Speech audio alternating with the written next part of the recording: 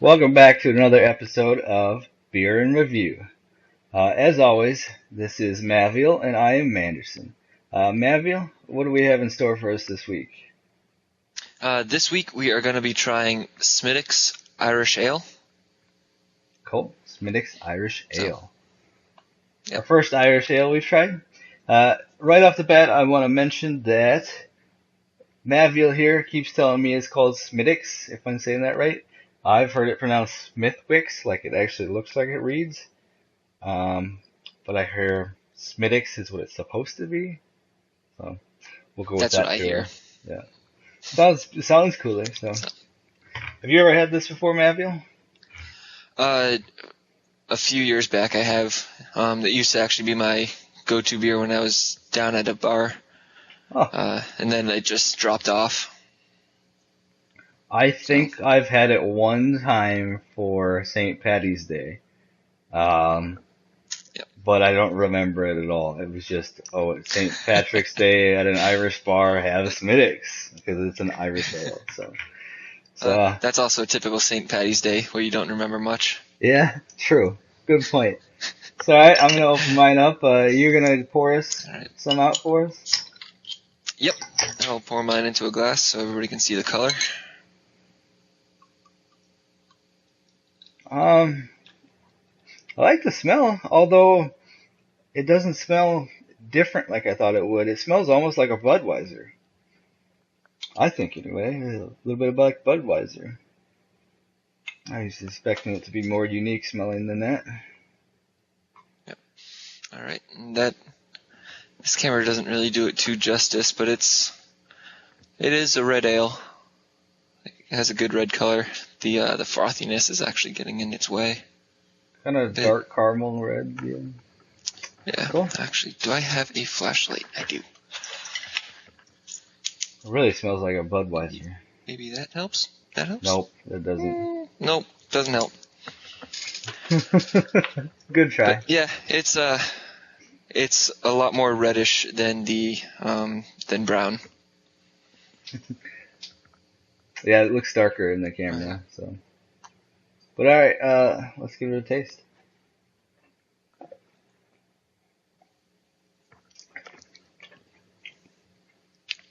It's not too bad. Irish ale. Yeah. It's a lot lighter tasting than I expected. Very much lighter.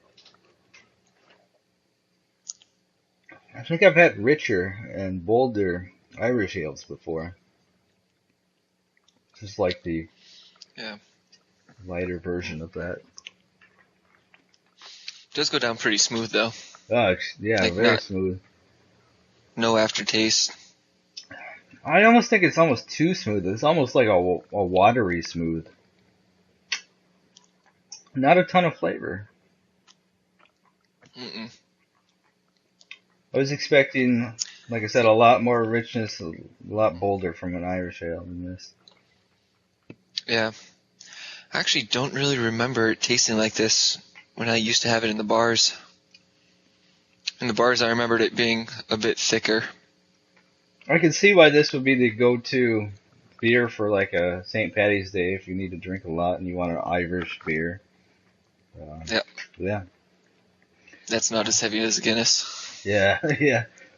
Guinness is heavy, so. It doesn't taste bad, but it definitely doesn't have a whole bunch of flavor. No. You can definitely tell it's an ale, though.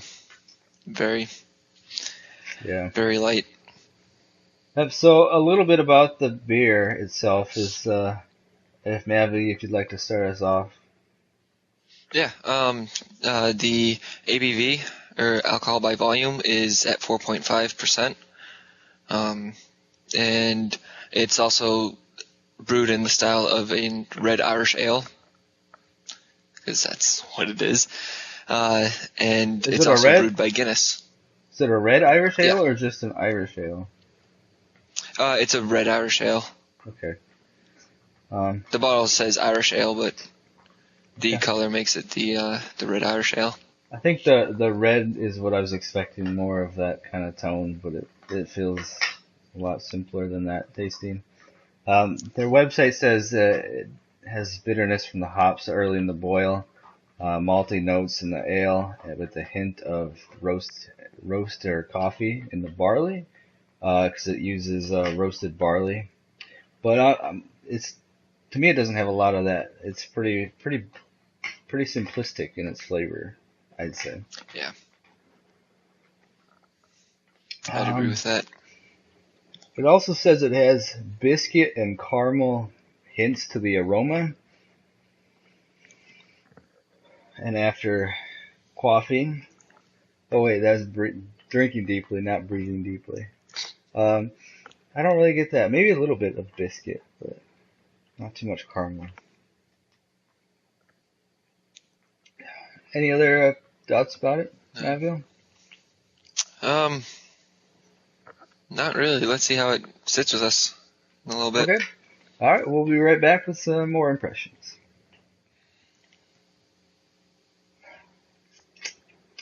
Welcome back. We've had a little bit more of the beer, and we'd like to give you some more thoughts about it. But first, we have some interesting things to tell you about the beer. First off, it was started back in 1710, as you can see on the bottom of the bottle here, if I can focus it. 1710. Kind of cool history to how it was started. Basically, a farmer bought some land and it had a brewer on it, and he went for it. It's kind of cool, but a little more interesting facts about it, and I really like this fact. It was, according to legend, in January of 1950, 84 half cases of the first U.S. shipment of Smithwicks arrived in the Boston docks and then suddenly vanished. There's even a news report on their website about that from back in 1950. So that's kind of interesting. That's very interesting. I wonder what actually happened to those beers. Some Irish people from that had immigrated over here, probably heard about it and was like, "We got to grab that beer. That was our favorite." And just went and got it. That'd be some party. Yeah, it would be. All right, Matthew, do you have more to add to that? Yeah, there's Guinness, which is a very well-known brewer. Bought Smithwicks back in 1965. So they've owned it for quite some time now. And I believe they changed the recipe a little bit of this ale, but not too much. They pretty much stuck to the heritage of it. And also, Smithwicks came out with a pale ale back in 2011. Cool. So That pale ale's pretty new then. I'd be interested in trying that sometime, maybe in a future episode. Yeah. Hopefully it's just as good as this one. Hopefully it's better, to be honest. Alright, anything else to add to that, Maville? Not really. Yeah, what are some of your final thoughts? Well, final thoughts of the beer itself is, and I hate to make this comparison because this is supposed to be an Irish red ale, and in my opinion, it should never be able to be compared to what I'm going to compare it to. But to me, this tastes very similar to like a Coors Light, Bud Light, something like that. It feels very industrialized, very big beer business kind of made, and I'm quite disappointed in that. I expected a lot more flavor from it. It's kind of watery and just not a lot of flavor, especially for an Irish red ale. It's easy drinking. What about you, Melville? What are your thoughts? I would fully agree with that. Thinking Irish ale, and especially the red kind, I was thinking, a lot more flavorful. Not as dull as this one is. I don't like thinking it's dull, but it is pretty much, I would agree with, along the lines of a Coors Light type deal. But I will say that it is pretty smooth to drink, and it's not really heavy when it doesn't sit with you too much. So it's a good beer if you are out with friends and you just want something light to pass. That's something better than like your average light beers that are mass produced.